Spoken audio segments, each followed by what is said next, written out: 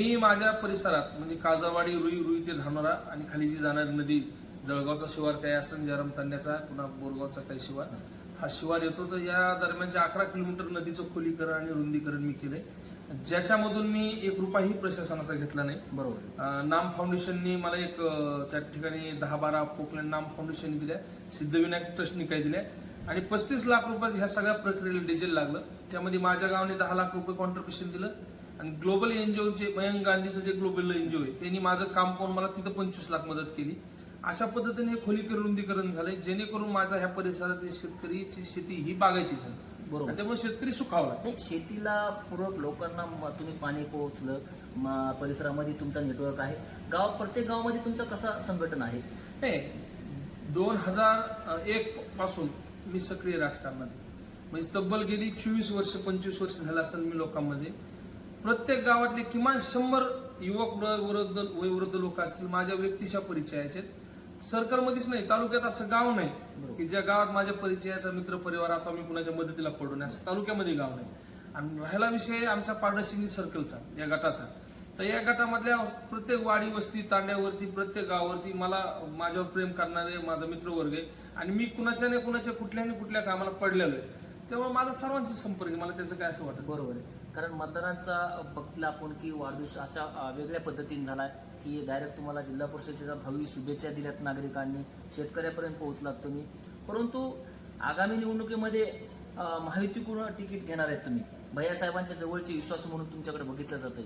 तर ग्रामीण भागामध्ये अजून तुम्ही कशा पद्धतीने शेतकऱ्यांसाठी काय मुद्दे मांडणार आहेत? एक बघा, आता मी रेशीम शेतीच्या माध्यमातून जिल्हा नव्हे, महाराष्ट्रभर नव्हे तर देशभर माझ्या गावाचं नाव आहे.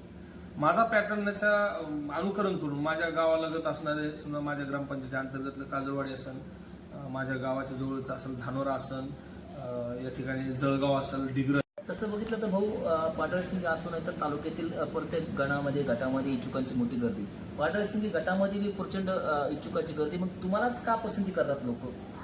त्याच्या मागलं कारण काय माहिती का? एक तर मी तळागाळातला माणूस, मी एक तर शेतकऱ्याचं लेकरू. बरेच लोक आता आरक्षण सुटल्यानंतर लोकात फिरायला लागले, पण मी असा माणूस, आता जर बागायला उदाहरण घेतले तुम्ही, तर या भागाला गेल्या वर्षी टँकर चालू करणं गरजेचं होतं. शिंदपाना काठच्या सगळ्या ग्रामपंचायतीला टँकर घेतले, कुणाचंही लक्षण होतं. तर त्या ठिकाणी मी 3 दिवस उपोषणाला बसलो आणि ह्या भागातले टँकर प्रशासनाकडून चालू करून घेतले. त्याच्या अगोदर 1 वर्षापूर्वीचा जर विषय सांगितला, मी मोठाले विषय सांगतो, चिल्लर नाही. डीसीजी बँकेमध्ये 2 वर्षापासून लोक शेतकऱ्याचे पैसे अडकलेले होते, तिथं उपोषणाला बसलो. प्रशासनाला दुसऱ्या दिवशी वाटप करायला लावले, जवळजवळ 5 कोटी रुपये शेतकऱ्याचे अडकलेले होते, ते वाटप केले गेले. इथल्या मोटरसायकल धरल्यापासून तर लेकीवाळीच्या नांदण्यापर्यंत, संसारातल्या लहान लहान अडचणीपासून तर विकासापर्यंत लोक मला हक्काने सांगतात. माझ्या भागातली एखादी केसेस जर पोलीस स्टेशनला गेली तर तिथं केस होण्याच्या ऐवजी आम्ही मिटवायचं काम करतोय. म्हणजे इथल्याच्या प्रत्येकाच्या सुखदुःखात कालिदास नवले हा त्यांना त्यांच्या घरचा माणूस वाटतो, म्हणून लोक मला पसंती देतात. परंतु भाऊ, आगामी निवडणुकीमध्ये गेवराई तालुक्याचं महत्वाचं नाव म्हणजे राजकारणामध्ये आता पंडित पवार राजकारणामध्ये आहेत. माजी राज्यमंत्री बदामराव पंडित यांचे चिरंजीव युद्धजीतदादा पंडित, जे जुने काळचे तुमचे सहकारी मित्र म्हणून होते, ते जर या भागात आले आणि निवडणूक रिंगणात उतरले तर मग तुमचं काय? नाही, हे बघा, हे राजकारण आहे. मी आदरणीय आबांच्या बरोबर मी काम करत होतो, तुम्ही म्हणलं त्याप्रमाणे युद्धजीतदादा माझे मित्रच होते.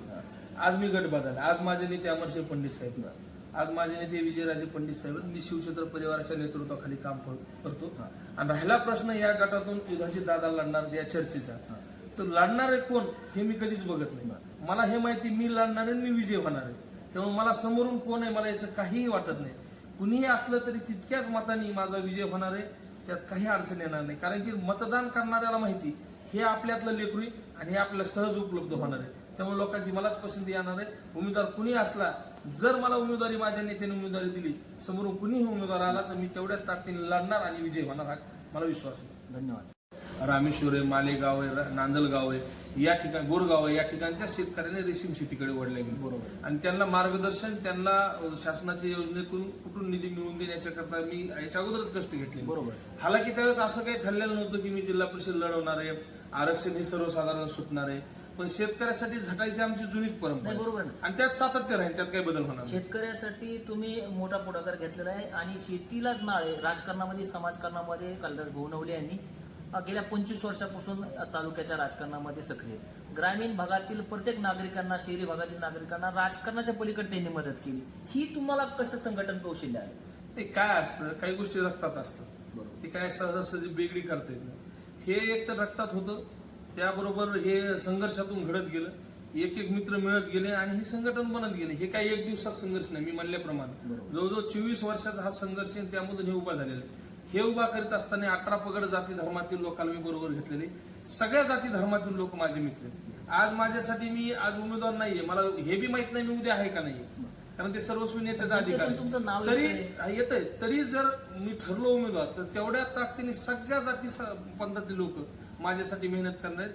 आणि तुम्ही जे म्हणता जनतेतून नाव येतं ते साहजिक आहे. लोकांना मी त्यांच्या अधिकाराचं वाटत असत म्हणून नाव येतं. एकंदरीत जर बघितलं तर सर्कलमध्ये चर्चेतला आणि लोकांना आपलंसं करणारा नेतृत्व आहे. कैलास नवले हे होते. धन्यवाद.